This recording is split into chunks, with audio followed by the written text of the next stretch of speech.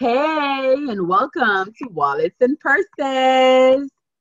So today we have with us my good friend Sarah and her hubby Colin, and we'll be talking about I Be Wed.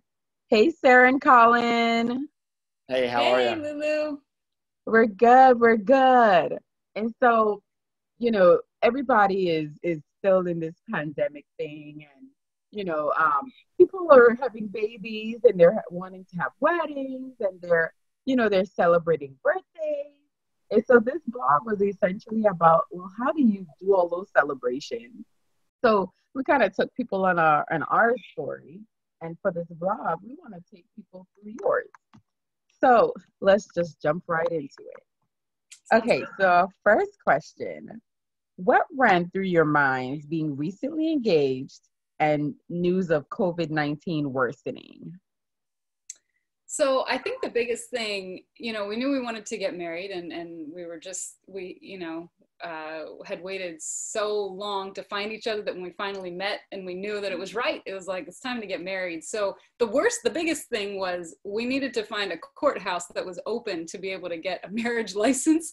So, tracking down like which county was open and, traveling there. So we ended up actually going 2 hours to Lackawanna County, Pennsylvania, to get our a license, but we were so excited we were able to get it, 2 or 3 days prior to our ceremony that we had kind of planned. So I think with just this, had COVID had been ramping up, like 2 weeks after we got married, 2 weeks after we got engaged, things Mhm. started shutting down, and we were like, whoa, okay, so how do we handle that?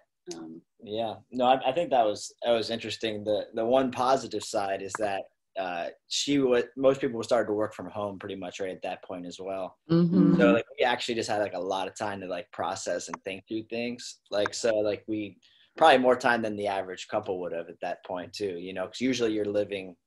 We were 3 hours apart, but now she was able to come up to PA more often, and so we Mhm. actually did have a lot more like forced downtime and time to communicate about what we desired. So there was always back and forth, pros and cons as we look back on that. So I'm glad you talked about pros and cons, because that's one of the things we wanted to kind of dive into today. What were some of those pros and cons that you guys were weighing? Yeah, I mean, we waited out a lot of them. I mean, are you saying just in regards to the virtual wedding, right? Yes, yes. So when it came to the time to get married, I mean, we knew it was at that point. It was the restrictions were as crazy as they could be. Meaning, like I think it was like 10 people max, right? And you had to be social distancing. And this is in Central PA, and so we knew that our wedding could not be more than 10 people. And so, I mean, the positive thing is we did not have to navigate a guest list. That is We did not have to be like, I like you, I kind of like you, so maybe you can cut, like mhm, we didn't have mhm. to go through that at all and then do both sides of the family. But at the same time, we had a lot of pros about the actual ceremony itself.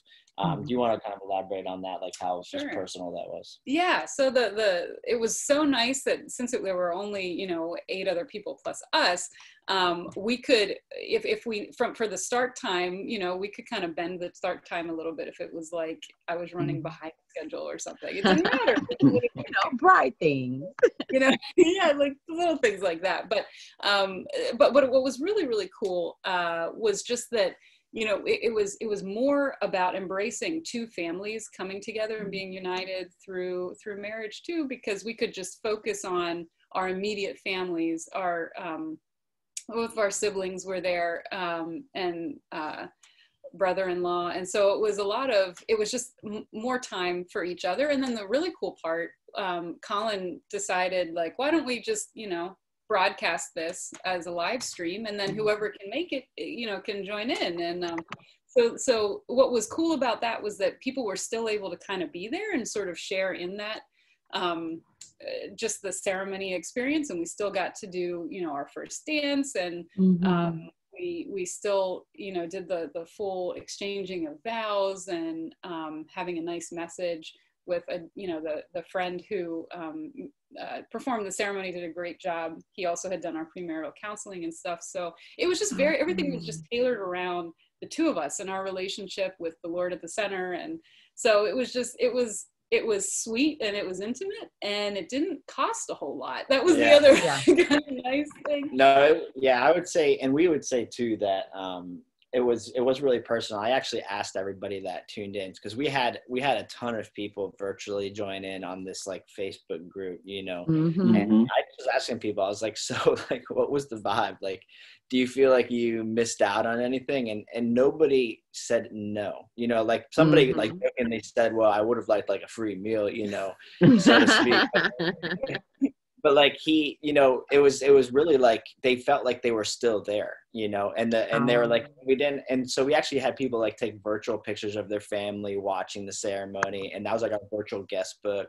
And so we look back on that and I was like, man, if they were still felt like they were a part of it, to the same degree, if you were actually to be at a wedding and think about it, how much time do couples actually get to hang out with each individual person? It's really not that much. Like you're usually hopping around relationship to relationship. And so we got to spend most quality time with our family. And then as a result, people were still felt like there was the same level of kind of like intimacy and authenticity that you would see at a ceremony. They just didn't need to dress up. They could be in their PJs, So Yep. Really, we were there. Kyra was ready for the wedding. I remember. You guys are so sweet. That's right. And we've actually, I guess, been like we've been consulted by a couple different couples to help them with the virtual wedding. I think we broke the ice, and then people. I was like, we could make this a thing, because I actually am a licensed pastor too, right? So like I understand that the wedding itself is really about the couple's vows. Like get rid of all the facade, get rid of all the things that you spend. We know the average wedding is like $50,000 a year in America, and it's like with like every time they have these weddings. And so if you get rid of all that, really the wedding and the premises of it is still there. Like literally, if those couples were there standing before God, that is what it's all about anyway. And so I think we saw the fullness of that, and we were able to eliminate a lot of the stressful distraction, Yeah. So one of the things I thought about with this whole, COVID coming into play is socially acceptable to do this. It's, if you had said, I'm going to do a virtual wedding 4 years ago, everybody would have looked at you like, yeah, my mind goes to the Vegas chapel, like, are you going to Vegas and just getting hitched? Like, exactly.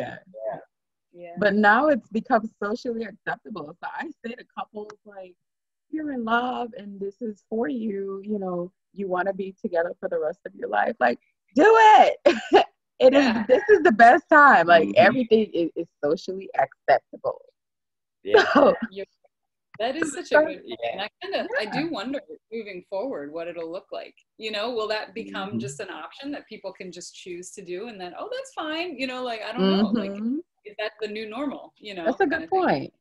That is a good point. I don't know. I think my one friend just recently got engaged, and he's like, man, I just worry that if we don't have a real wedding, like he was like, from the selfish side, it's like, I wonder if we're not going to get as many like, wedding gifts, and we need a lot of things. I'm like, dude, I can promise you that is not true. Like we had like an Amazon wish list, and we just posted it, I think we did the Knot website, and we put that on the Facebook group, and I never want to touch another cardboard box again in my life. So many Amazon packages.